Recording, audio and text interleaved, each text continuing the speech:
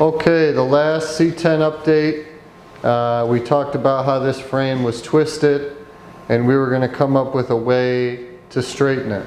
So just to review what's wrong with the frame, the rear section here, the driver's side is a ½ inch too low, so this side is higher. Other than that, before you start doing anything like this, you want to make sure that your frame is not bent or twisted in any other way. So the best way to do that, the simplest way, is to do a cross measurement. So any frame is going to have lots of rivets or holes. You want to pick holes that are uniform side to side. So you're going to pick a point in the front, a point in the rear, and you're going to cross measure your frame, which we've already done. We're not going to show you that because it's boring. But basically the cross measurements all should be the same, which will tell you that your frame isn't what they call diamond. A diamond could be caused because frame rails, one's in front of the other from a side impact.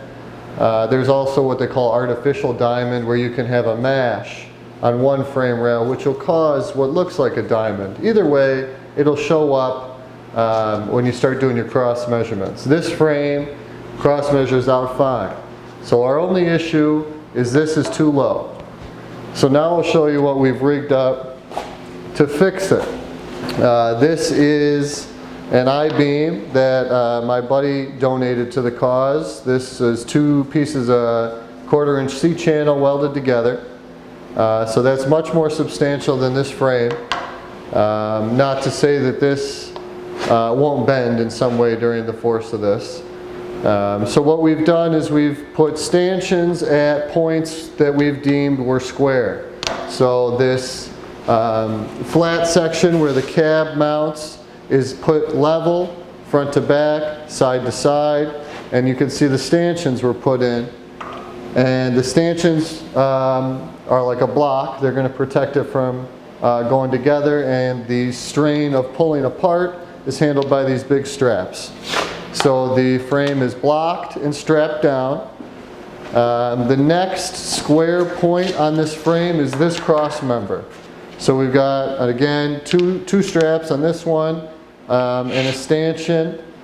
So now this whole frame, this rail in particular, is attached to this beam. It's one with the beam until you get to back here. And back here you can see what we've done is we've done a diagonal brace. Again, blocked and strapped to prevent this frame rail from moving. So now this frame rail back here is tied to this I-beam again. And we've also got a brace up front to protect it from sucking up underneath. Lots of bracing, lots of straps. The reason for that is the more you anchor this frame, the more you're going to pinpoint where you change the frame. If we didn't do this, you'd be bending the whole frame rail. And we don't want to do that. We just want to bend from here to here. So the business end of this is this bottle jack, 20-ton bottle jack. We've also put spacers in between the C-channel of the frame to prevent it from crushing. So you got the I-beam, the bottle jack, frame, and you can see we've spaced in between the C-channel of the frame, so we're not just crushing it. And we'll start jacking, and like I said, this is ½ inch too low. So, a guess would be we're going to have to move this on account of spring back. We're going to have to move this, over 1 inch to where when it comes back down, it'll be where we want it. And the whole time we're going to be using hammers to hit the frame rail, to shock it. As it's under load, under tension, we'll shock it with the hammer hits. And we'll keep going like that, and we'll keep measuring. So we've got the laser level going. We'll take a baseline measurement, and we'll start moving it. So usually you'd know how much pressure you were putting because you'd have a gauge, and you'd know how much is on your ram, hydraulic ram. We don't have that because we got the bottle jack. So I'm using measurements to kind of guess how much. All right. 18 and a half, 17 and 5/8. You don't have a huge difference now.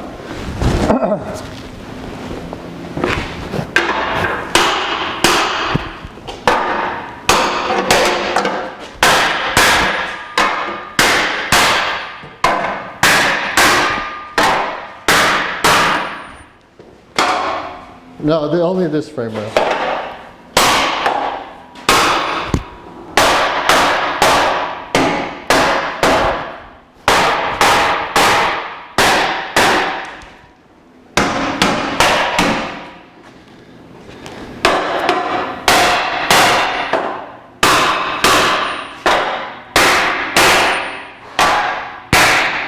Oops.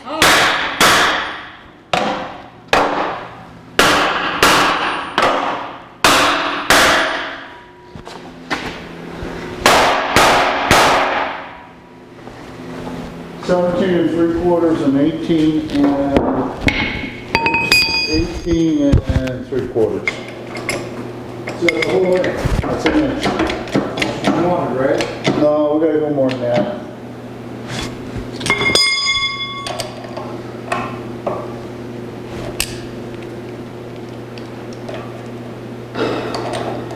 This is annoying.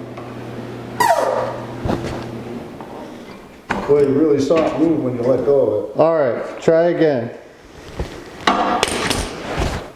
18 and 3/8.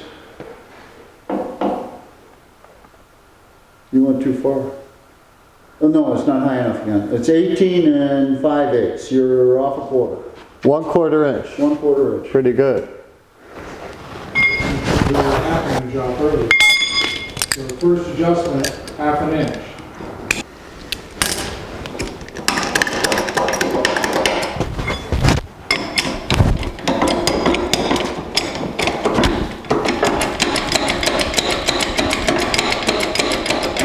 Tell me when I go 1.5 inches. Okay. That's a half.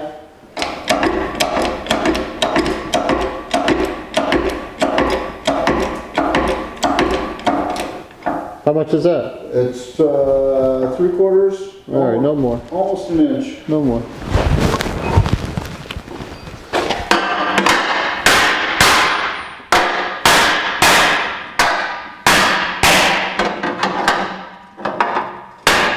Can't really.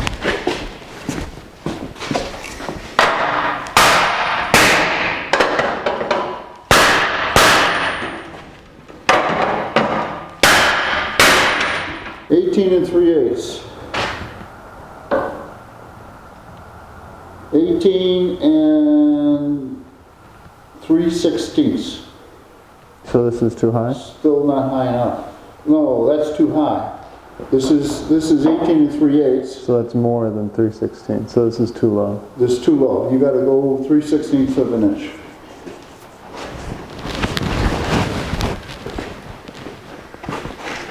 Measure up there. Make sure it's square up there.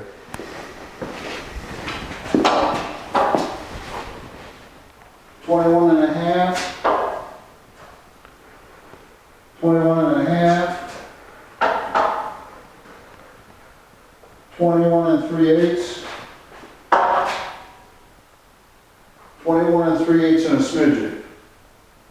So that side's low. This side's a smidgen. This side's a little low. This side's low. Yeah, this side's a little low. Now do this cross member again. No, this one. This one here. Pick a different spot if you can. 15 and 7/8.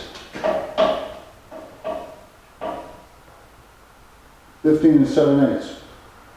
So pick one more spot. Make sure you're right. And pick like over here. You keep doing that. I'm saying pick. Well, that's because this is curved. Yeah, I know.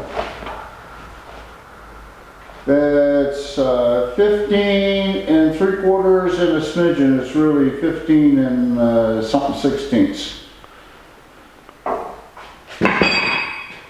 And this is the same thing. 18 and 3/16.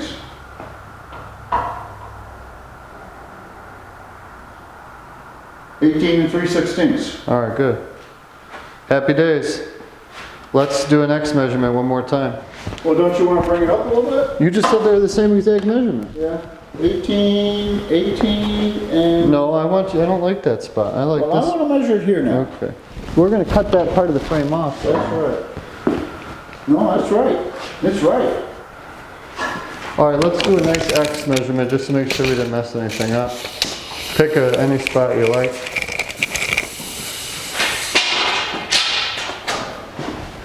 You happy? Yep.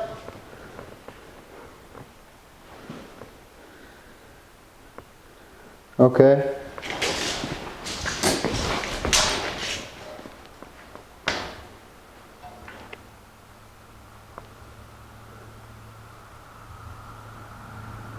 Something's wrong. You're not doing the same hole or something. I'm in the same hole. Well, that's not a good hole then. All right. Pick a different hole. Well, I tried this one before. You like this one?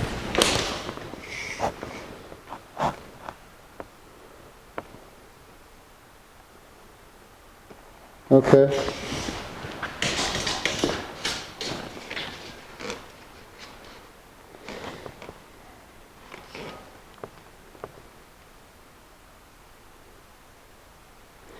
All right, now I want to pick a different hole.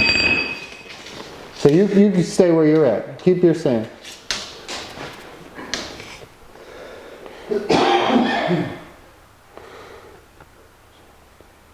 Okay.